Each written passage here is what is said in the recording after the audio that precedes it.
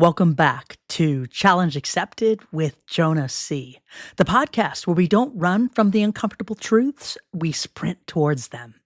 If this is your first time to the show, thanks so much for joining me. And as always, thanks so much to those who keep coming back for more. I appreciate you very much. Today, we're diving into a concept that most people think they understand, but few actually practice, and that's self-awareness. Not just knowing your favorite color or what your favorite food is. I'm talking about the deep and sometimes uncomfortable awareness that calls you out before the world has to. If you caught episode 2, Emotional Intelligence, the ultimate cheat code for success, you'll remember we talked about mastering your emotions instead of letting them master you. Well, self-awareness is that key that unlocks the entire process, because how can you manage emotions if you don't even recognize when they show up? So buckle up, because today, the mirror is coming out. Are you ready? I am. I'm Jonah. I'm your person. Let's get to it.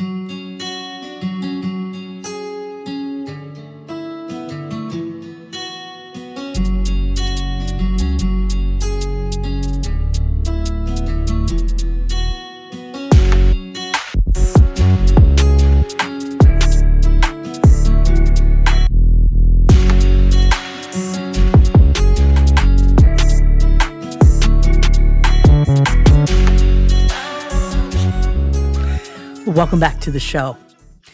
What is self-awareness, really? Let's start by stripping away the fluff. Self-awareness is the ability to observe yourself, to see your thoughts, your feelings, and behaviors without distortion. It's being able to admit, yeah, I shut down when I feel criticized, or I pretend to be fine when I'm really not. And not just admit it to others, but to yourself. That's not weakness, that's power. Because the most dangerous lies aren't the ones we tell other people. It's the ones we tell ourselves. So here's your first challenge accepted moment. Pause this episode, open the Notes app or grab a pen, and write down 3 habits you know are holding you back. Don't sugarcoat it and don't rationalize it. Just write them down. I'll give you a few seconds.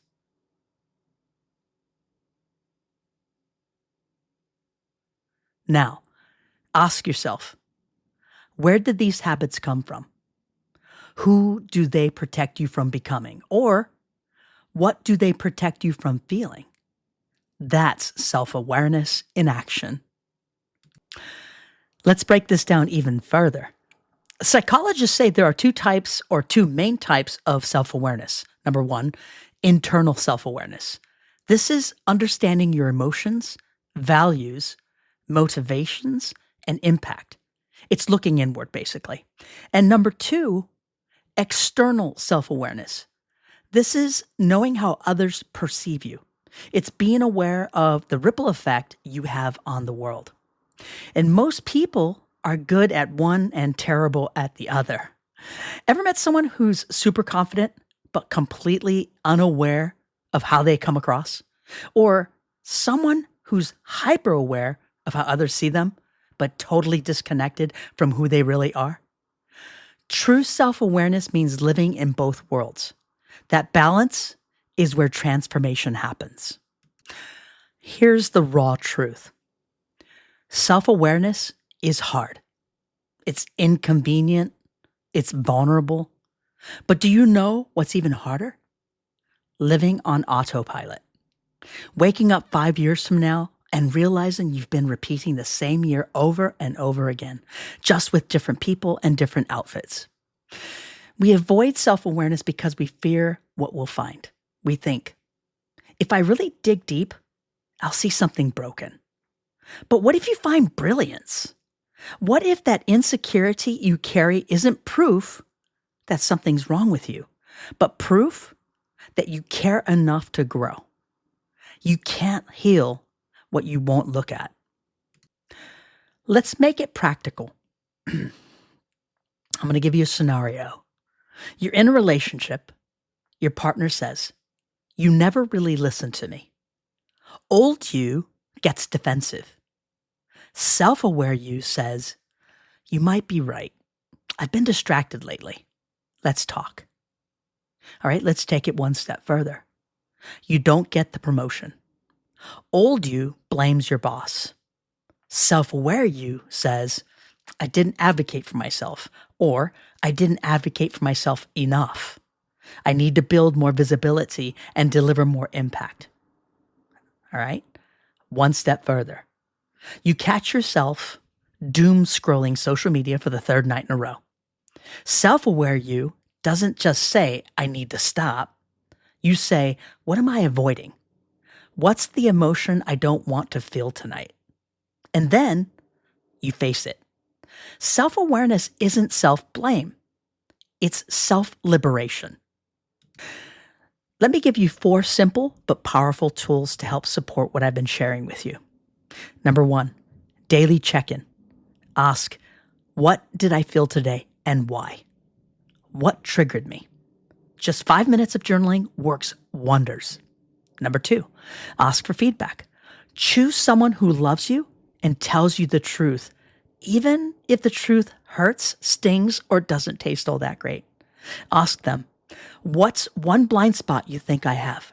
Then, don't argue. Listen. If you have the propensity to argue or get defensive, it's going to be harder for them to give you this feedback because then they're always going to be on the receiving end of this emotion. So you have to bite your tongue, and that is true growth. Number 3, name your inner voice. Seriously, give it a name. When your self-doubt kicks in, say, oh, that's just Debbie Downer again. What that does, it creates distance between you and the voice. And I know that might sound weird and some people might not agree with that, but whoever's not agreeing with that, have them give you some solutions. Right now, this is what you've got. Number 4, audit your triggers. What people or situations consistently make you feel small, angry, jealous, or unseen? Those aren't problems, they're maps. Follow them to the root. All right, here's your mirror test. Tonight, before bed, I want you to stand in front of a mirror. No phone, no distractions, just you.